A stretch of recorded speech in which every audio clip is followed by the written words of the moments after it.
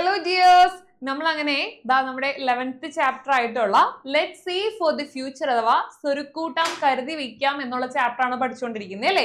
കഴിഞ്ഞ 1-2 ക്ലാസ്സുകളൊക്കെ ആയിട്ട് നമ്മൾ ചാപ്റ്ററിനെ വളരെ കുറച്ച് പോർഷൻസേ നമ്മൾ പറയുന്നുള്ളൂ. ആ കാര്യങ്ങളൊക്കെ എല്ലാവരും സെറ്റ് ആയിട്ട് ഉഷാറായിട്ട് വീട്ടിലിരുന്ന് തന്നെ പഠിക്കാം. ഓക്കെ അപ്പൊ മക്കളെ ഞാൻ ചോദിക്കട്ടെ, എങ്ങനെയാണ് നമ്മൾ ഈ ചാപ്റ്റർ ഒക്കെ പഠിപ്പിക്കുന്നത്? നിങ്ങളുടെ ഉള്ളിൽ ഒരു സേവിങ് ഹാബിറ്റ് ഉണർത്താനാണ് അല്ലെ. അപ്പൊ എത്ര പേര് തുടങ്ങി സേവിങ്സ് ഒക്കെ? ബാങ്ക് അക്കൗണ്ട് ഓപ്പൺ ചെയ്തു ആരെങ്കിലും? അതേപോലെ തന്നെ അല്ലെങ്കിൽ കുടുക്കയൊക്കെ മേടിച്ച് ഫണ്ട് ചെറിയ ചെറിയ രീതിയിൽ 1 രൂപയോ 2 രൂപയോ 5 രൂപയോ ഒക്കെയോ നിക്ഷേപിക്കാൻ തുടങ്ങിയോ? ഓക്കെ, ചെയ്തിട്ടുണ്ട് എന്നുണ്ടെങ്കിൽ കുറച്ച് റെഡ് ആപ്പിൾസ് ഇടാം കേട്ടോ. നമ്മുടെ ന്യൂട്ടന്റെ സ്വന്തം റെഡ് ആപ്പിൾ കുറച്ച് ചാറ്റ് ബോക്സിൽ ഇടാം. ഓക്കെ അല്ലേടാ പറഞ്ഞ കാര്യം? യെസ്. അപ്പൊ നമ്മൾ ചാപ്റ്ററിലേക്ക് കിടക്കാണ് കേട്ടോ. നമ്മൾ കഴിഞ്ഞ ക്ലാസ്സുകളൊക്കെ ആയിട്ട് ഓരോരോ ടോപ്പിക്സ് പറഞ്ഞതാണ്. ഇന്ന് ഞാൻ നിങ്ങളെ പഠിപ്പിക്കാൻ പോകുന്ന വളരെ ചെറിയൊരു ടോപ്പിക്കാണ് ഡിഫറെന്റ് ടൈപ്സ് ഓഫ് അക്കൗണ്ട്സ് അഥവാ വിവിധ തരം അക്കൗണ്ടുകളെയും നിക്ഷേപങ്ങളെയും കുറിച്ചാണ് പഠിപ്പിക്കാൻ പോകുന്നത്. ഓക്കെ, അപ്പൊ ബാങ്ക് അക്കൗണ്ടിനെ മെയിൻലി നമ്മൾ 3 ആയിട്ട് തിരിച്ചിട്ടുണ്ട്. ഒന്ന് ഇൻഡിവിജ്വൽ അക്കൗണ്ട് ആണ്. എന്താണ് ഇൻഡിവിജ്വൽ അക്കൗണ്ട് അഥവാ വ്യക്തിഗത അക്കൗണ്ട്. 2 ജോയിന്റ് അക്കൗണ്ട് അഥവാ സംയുക്ത അക്കൗണ്ട്. 3 ഇൻസ്റ്റിറ്റ്യൂഷണൽ അക്കൗണ്ട് അഥവാ സ്ഥാപന അക്കൗണ്ട്. അങ്ങനെ 3 ആയിട്ടാണ് തിരിച്ചിരിക്കുന്നത്. എന്താണ് ഇൻഡിവിജ്വൽ അക്കൗണ്ട് എന്ന് പറഞ്ഞാൽ? An account opened in the name of an individuals അല്ലേ. ഒരു വ്യക്തിയുടെ പേരിൽ തുടങ്ങുന്ന അക്കൗണ്ടിനെയാണ് എന്ത് വിളിക്കുന്നത്? ഇൻഡിവിജ്വൽ അക്കൗണ്ട് അഥവാ വ്യക്തിഗത അക്കൗണ്ട് എന്ന് വിളിക്കുന്നത്. only that person can make the transactions through that account അല്ലേ. ആ ഒരു വ്യക്തിക്ക് മാത്രമേ എന്ത് ചെയ്യാൻ സാധിക്കുള്ളൂ? ആ അക്കൗണ്ട് വഴി ബാങ്ക് ഇടപാടുകൾ നടത്താൻ കഴിയുകയുള്ളൂ. ഒന്നാമത്തെ കേസ്. രണ്ടാമത്തെ കേസ് ജോയിന്റ് അക്കൗണ്ട് അഥവാ സംയുക്ത അക്കൗണ്ട് ആണ്. Joint account is opened by 2 or more individuals. 2 അതിൽ കൂടുതലോ ആളുകൾ ചേർന്ന് തുടങ്ങുന്ന അക്കൗണ്ട് ആണ് എന്ത്? ജോയിന്റ് അക്കൗണ്ട് എന്ന് വിളിക്കുന്നത്. It is or institutions jointly. 2 അതിൽ കൂടുതൽ ആളുകളോ അല്ലെങ്കിൽ ഇൻസ്റ്റിറ്റ്യൂഷൻസോ 2 അതിൽ കൂടുതൽ വ്യക്തികളോ സ്ഥാപനങ്ങളോ ചേർന്ന് ആരംഭിക്കുന്ന അക്കൗണ്ടുകളെയാണ് ജോയിന്റ് അക്കൗണ്ട് എന്ന് വിളിക്കുന്നത്. 3 ഇൻസ്റ്റിറ്റ്യൂഷണൽ അക്കൗണ്ട് അഥവാ സ്ഥാപന account. An account opened in the name of an institution അല്ലെ. ഒരു സ്ഥാപനത്തിന്റെ പേരിൽ തുടങ്ങുന്ന അക്കൗണ്ടിനെയാണ് ഇൻസ്റ്റിറ്റ്യൂഷണൽ അക്കൗണ്ട് എന്ന് വിളിക്കുന്നത്. An authorized person in the institution opens the accounts and make transactions അല്ലെ. സ്ഥാപനത്തിലെ അധികാരപ്പെട്ട വ്യക്തിയാണ് ഈ അക്കൗണ്ട് ആരംഭിക്കുന്നതും ഇടപാടുകൾ നടത്തുന്നതും. ഓക്കെ, അപ്പൊ 3 രീതിയിലാണ് അക്കൗണ്ട് വരുന്നത്. Individual account, joint account, institutional account. Individual account ഒരു വ്യക്തിയായിട്ട് തുടങ്ങും, അയാളായിരിക്കും ത്രൂ ഔട്ട് എല്ലാ ഇടപാടുകളും നടത്തുന്നത്. ജോയിന്റ് അക്കൗണ്ട് ആണെങ്കിലോ 2 അതിൽ കൂടുതൽ ആളുകളോ സ്ഥാപനങ്ങളോ ആയിരിക്കും തുടങ്ങാം. ദെൻ ഇൻസ്റ്റിറ്റ്യൂഷൻ ആണെങ്കിൽ ഒരു ഇൻസ്റ്റിറ്റ്യൂഷന്റെ പേരിൽ ഒരു വ്യക്തി ആയിരിക്കും ആ അക്കൗണ്ട് ഹോൾഡ് ചെയ്യുന്നതും ഇടപാടുകൾ കാര്യങ്ങളെല്ലാം നടത്തുന്നതും. ഓക്കെ ആണേ? യെസ്. അടുത്ത നോക്കുക, ഡിപ്പോസിറ്റ്സ് ആണ് കേട്ടോ. നിക്ഷേപങ്ങളെ കുറിച്ചാണ് പഠിക്കാനുള്ളത്. നിക്ഷേപങ്ങളെ പ്രധാനമായും നമ്മൾ 4 ആയിട്ട് ഡിവൈഡ് ചെയ്യുന്നുണ്ട്. ഏതൊക്കെയാണ്? സേവിംഗ് ഡിപ്പോസിറ്റ്സ് അഥവാ സമ്പാദ്യ നിക്ഷേപങ്ങൾ. ഏതൊക്കെയാണ്? സേവിംഗ് ഡിപ്പോസിറ്റ്സ് അഥവാ സമ്പാദ്യ നിക്ഷേപങ്ങൾ. കറന്റ് ഡിപ്പോസിറ്റ്സ് അഥവാ പ്രചലിത നിക്ഷേപങ്ങൾ. ഫിക്സഡ് ഡിപ്പോസിറ്റ്സ് അഥവാ സ്ഥിര നിക്ഷേപങ്ങൾ. റിക്കറിംഗ് ഡിപ്പോസിറ്റ്സ് അഥവാ ആവർത്തന നിക്ഷേപങ്ങൾ. അങ്ങനെ നിക്ഷേപങ്ങളെ നമ്മൾ പൊതുവെ 4 ആയിട്ട് ഡിവൈഡ് ചെയ്യുന്നു. ഓരോന്നും നമുക്ക് പഠിക്കാം. ഒന്നാമതാണ് സേവിംഗ് ഡിപ്പോസിറ്റ്സ് അഥവാ സമ്പാദ്യ നിക്ഷേപങ്ങൾ. Encourage the habits of saving. നമ്മുടെ വ്യക്തികൾക്കുള്ളിൽ സമ്പാദ്യശീലം, ഒരു സേവിങ്സ് വളർത്തിയെടുക്കാൻ വേണ്ടിയിട്ടാണ് ഈ സേവിംഗ് അക്കൗണ്ട്സ് ഡിപ്പോസിറ്റ്സ് നമ്മൾ നടത്തുന്നത്. It can be open by individuals or jointly. അതെങ്ങനെയാണ്?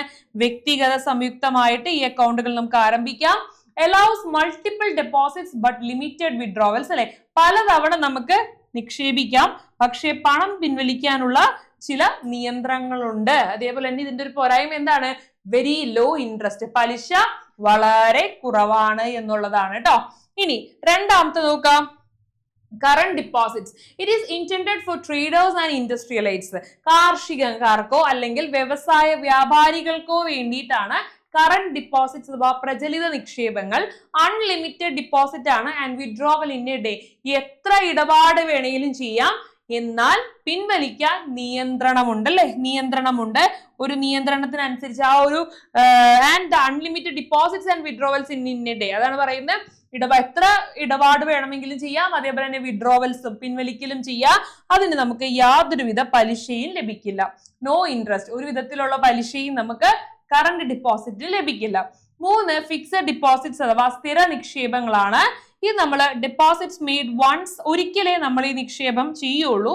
And withdrawn are after a fixed period of time, ഒരു നിശ്ചിത പീരീഡിന് ശേഷം പലിശ സഹിതം നമ്മൾ അത് എന്ത് ചെയ്യും, പിൻവലിക്കുകയും ചെയ്യും. ഒരു നിശ്ചിത പീരീഡിന് ശേഷം പലിശ സഹിതം പിൻവലിക്കുകയും ചെയ്യും. It offers high interest rate, ഉയർന്ന പലിശയും അതേപോലെ തന്നെ ദാൻ ദ സേവിംഗ് ഡിപ്പോസിറ്റ്സ്, നിക്ഷേപങ്ങളെക്കാൾ പലിശ കൂടുതലാണ് ഏതിന്, ഫിക്സഡ് ഡിപ്പോസിറ്റ്സ് അഥവാ സ്ഥിര നിക്ഷേപങ്ങൾക്ക്. അടുത്ത് നോക്കാം, റിക്കറിംഗ് ഡിപ്പോസിറ്റ്സ് അഥവാ ആവർത്തിത നിക്ഷേപങ്ങൾ. A fixed amount is deposited regularly, ഒരു ഫിക്സഡ് എമൗണ്ട് സ്ഥിര തുക നമ്മൾ എങ്ങനെയാണ് ഡെയിലി സ്ഥിരമായിട്ടോ വീക്കിലി ആഴ്ചകൾ തോറോ മന്ത്ലിയോ നമ്മൾ എന്ത് ചെയ്യും, നിക്ഷേപിക്കും. സ്ഥിര നിക്ഷേപത്തിന്റെ ഒരു രൂപമാണിത്. വിഡ്രോവൽസ് പിൻവലിക്കുന്നത് എങ്ങനെയായിരിക്കും, മെച്യൂരിറ്റി പീരീഡ് അല്ലെ, നമ്മൾ ഒരു വർഷത്തേക്കാണോ ഇടുന്നെങ്കിൽ ആ ഒരു വർഷം കംപ്ലീറ്റ് ആയതിനു ശേഷമേ പിൻവലിക്കുകയുള്ളൂ. 2 വർഷമാണെങ്കിൽ 2 വർഷം കംപ്ലീറ്റ് ആയതിനു ശേഷമേ പിൻവലിക്കുകയുള്ളൂ. It has higher interest than saving deposits അല്ലെ, കാലാവധി കഴിഞ്ഞതിന് ശേഷം മാത്രമേ പിൻവലിക്കുകയുള്ളൂ. അതേപോലെ തന്നെ സാധാരണ സമ്പാദ്യ നിക്ഷേപത്തിനേക്കാൾ ഉയർന്ന പലിശ നമുക്ക് എന്തിനു കിട്ടും, റിക്കറിംഗ് ഡിപ്പോസിറ്റിന് കിട്ടും. സേവിങ്സിനേക്കാൾ കൂടുതൽ എവിടെ കിട്ടും, റിക്കറിംഗ് ഡിപ്പോസിറ്റിന് കിട്ടും എന്നുള്ളതാണ്. ഓക്കെ, അപ്പൊ അതാണ് നമ്മളിവിടെ ഷോർട്ട് ആയിട്ട് ഈ ചാപ്റ്ററിൽ ഡിഫറെന്റ് ടൈപ്സ് ഓഫ് ഡിപ്പോസിറ്റ്സും അതിന്റെ ടെന്യൂർ അഥവാ കാലയളവ്, പലിശ എങ്ങനെയാണ്, ലോ ആണോ ഹൈ ആണോ നോ ആണോ, ആൻഡ് ദെൻ വിഡ്രോവൽസ് അഥവാ പിൻവലിക്കുന്നത് എങ്ങനെയാണ് എന്നുള്ള കാര്യവും കൂടി നമ്മൾ പറഞ്ഞത്. ഓക്കെ ആണോടാ പറഞ്ഞത്? ഇത്രയും കാര്യങ്ങൾ ഓക്കെ ആണെങ്കിൽ ഹാൻഡ്സ് ഒന്ന് വേവ് ചെയ്യാം. യെസ്, അപ്പൊ നമുക്ക് ക്വിക്ക് ആയിട്ട് നോക്കാം. നമ്മള് ടൈപ്സ് ഓഫ് അക്കൗണ്ട്സ് ആണ് പറഞ്ഞത് അല്ലെ, വിവിധ തരം അക്കൗണ്ടുകളും നിക്ഷേപങ്ങളെയും കുറിച്ചാണ് പറഞ്ഞത്. ബാങ്ക് അക്കൗണ്ടുകളെ 3 ആയിട്ട് തിരിച്ചിട്ടുണ്ട്. Individual account, joint account, institutional account അഥവാ വ്യക്തിഗത അക്കൗണ്ട്, സംയുക്ത അക്കൗണ്ട്, സ്ഥാപന അക്കൗണ്ട് എന്നിങ്ങനെ 3 ആയിട്ടാണ് തിരിച്ചിരിക്കുന്നത്. ദെൻ ഡിപ്പോസിറ്റുകളിലേക്ക് വരുമ്പോൾ നമ്മൾ ആദ്യം സേവിംഗ് ഡിപ്പോസിറ്റ് അഥവാ സമ്പാദ്യ നിക്ഷേപങ്ങളെ കുറിച്ച് പറഞ്ഞു. ദെൻ കറന്റ് ഡിപ്പോസിറ്റ് അഥവാ പ്രചലിത നിക്ഷേപങ്ങളെ കുറിച്ച് പറഞ്ഞു. ദെൻ അടുത്തത് ഫിക്സഡ് ഡിപ്പോസിറ്റ്സ് അഥവാ സ്ഥിര നിക്ഷേപങ്ങളും ഫൈനലി റിക്കറിംഗ് ഡിപ്പോസിറ്റ്സ് അഥവാ ആവർത്തിത നിക്ഷേപങ്ങളെ കുറിച്ചാണ് പറഞ്ഞത്. ഇതിന്റെ ഓരോന്നിന്റെയും എക്സ്പ്ലനേഷൻസ് നമ്മൾ നോക്കി, അപ്പൊ അതും കൂടി പഠിച്ചേക്കണം. ദെൻ നോക്കാം, how do you save the money that you get as prize and pocket money? നമുക്ക് സമ്മാനമായിട്ടും പോക്കറ്റ് മണി ആയിട്ടൊക്കെ ലഭിക്കുന്ന പണം നിങ്ങൾ എങ്ങനെയാണ് സൂക്ഷിക്കാറ്? നോക്കാം. For that, the central government introduced the Sanchayika scheme in early 90s for the school students. School കുട്ടികൾക്കായിട്ട് 1970 central government Sanchayika scheme കൊണ്ടുവന്നിട്ടുണ്ട്. It is now called, ഇന്ന് ആ സ്കീം അറിയപ്പെടുന്നത് സ്റ്റുഡന്റ് സേവിംഗ് സ്കീം എന്നാണ് കേട്ടോ. കുട്ടികളുടെ സമ്പാദ്യ അല്ലെങ്കിൽ ഒരു പദ്ധതി എന്നുള്ള പേരിൽ ഇന്നത് അറിയപ്പെടുന്നുണ്ട്. എന്തിനാണ് ഈ പദ്ധതി കൊണ്ടുവന്നതെന്ന് ചോദിച്ചു കഴിഞ്ഞാൽ, to promote the habit of saving കുട്ടികളുടെ ഇടയിൽ ഒരു സമ്പാദ്യശീലം വർദ്ധിപ്പിക്കാനും അതേപോലെ തന്നെ അവർക്ക് ബാങ്കിങ് ആക്ടിവിറ്റീസിനെ കുറിച്ച്, ബാങ്കിങ് പ്രവർത്തനങ്ങളെ കുറിച്ച് ബോധവാന്മാരാക്കുവാനും അല്ലെങ്കിൽ ആ ഇടപാടുകൾ നടത്തി അവർക്കൊരു ശീലം ഉണ്ടാക്കിയെടുക്കാനൊക്കെയാണ് ഈ ഒരു സ്കീം കൊണ്ടുവന്നത്. ഇത് നാഷണൽ സേവിംഗ് സ്കീമിന്റെ കീഴിലാണ് പ്രവർത്തിക്കുന്നത്. ഈ വഴി അക്കൗണ്ട് എടുത്തൊരു കുട്ടിക്ക് പാസ്ബുക്കും അതേപോലെ തന്നെ അക്കൗണ്ട് നമ്പറും സ്കൂളിൽ നിന്ന് ലഭിക്കുന്നതാണ്. ഇത്രയാണ് നമുക്ക് അവിടെ പഠിക്കാനുള്ള കാര്യം. ഓക്കെ ആണോ പറഞ്ഞത്? യെസ്. ഇനി നമുക്ക് കുറച്ച് ഡിഫറെന്റ് ടൈപ്സ് ഓഫ് ബാങ്കുകൾ കൂടി പരിചയപ്പെടാം. ഒന്നാമത് നോക്കിക്കേ, നിങ്ങൾക്ക് എല്ലാവർക്കും ഫെമിലിയർ ആയിരിക്കും SBI, state bank of India അല്ലെ. അതേപോലെ തന്നെ Canara bank, union bank of India, Kerala bank, ഇതെല്ലാം ഡിഫറെന്റ് ടൈപ്സ് ഓഫ് ബാങ്ക്സ് ആണ് അല്ലെ. ഇതൊന്നും കൂടാതെ നമുക്ക് ഫെമിലിയർ ആയിട്ടുള്ള, are you familiar with the names of this banks അല്ലെ? ഈ ബാങ്കുകളുടെ പേരുകൾ നിങ്ങൾക്ക് പരിചിതമാണോ? നിങ്ങൾക്കറിയാവുന്ന മറ്റു ബാങ്കുകൾ കൂടി ആഡ് ഓൺ ചെയ്യാനാ പറയുന്നത്. SBI പറഞ്ഞു, HDFC bank, Kerala bank, NABARD, ICICI, Canara bank, ഇതെല്ലാം ബാങ്കുകളുടെ ഉദാഹരണങ്ങളാണ്. ഓക്കെ, നെക്സ്റ്റ് നമുക്ക് ഡിഫറെന്റ് ടൈപ്സ് ഓഫ് ബാങ്ക്സ് ആണ് പറയാനുള്ളത്. അത് നമുക്ക് വരുന്ന ക്ലാസ്സിൽ ഡിസ്കസ് ചെയ്യാം. സോ ഫസ്റ്റ് നമ്മൾ പറഞ്ഞത് എന്താണ് സേവിങ്സ് അക്കൗണ്ടുകളെ കുറിച്ച് പറഞ്ഞു അല്ലെ. ഓരോന്നിനും ഓരോ എക്സ്പ്ലനേഷൻസ് പറഞ്ഞു, കൃത്യമായിട്ട് പഠിക്കുക. ഏറ്റവും സിമ്പിൾ ആയിട്ട് പറഞ്ഞു കഴിഞ്ഞാൽ നമ്മൾ ഈ ആഡ് ഓൺ ചെയ്തിരിക്കുന്ന ഈ ഒരു ടേബിൾ പഠിച്ചു കഴിഞ്ഞാൽ സമ്മപ്പായിട്ട് എല്ലാ കാര്യങ്ങളും ഇതിൽ ഇൻക്ലൂഡഡ് ആണ് അല്ലെ. അപ്പൊ നിങ്ങൾക്ക് കുറേയും കൂടി ഈസി ആയിട്ട് അത് കവറപ്പ് ചെയ്ത് പോരാനായിട്ട് സാധിക്കും. ദെൻ അത് കഴിഞ്ഞ് നമ്മൾ സ്റ്റുഡന്റ് സേവിംഗ് സ്കീമിനെ കുറിച്ചാണ് പറഞ്ഞത് അല്ലെ. സ്കീമും അത് കഴിഞ്ഞ് ഡിഫറെന്റ് ടൈപ്സ് ഓഫ് ബാങ്ക്സ്, പലതരത്തിലുള്ള ബാങ്കുകളെ കുറിച്ച് പരിചയപ്പെട്ടു.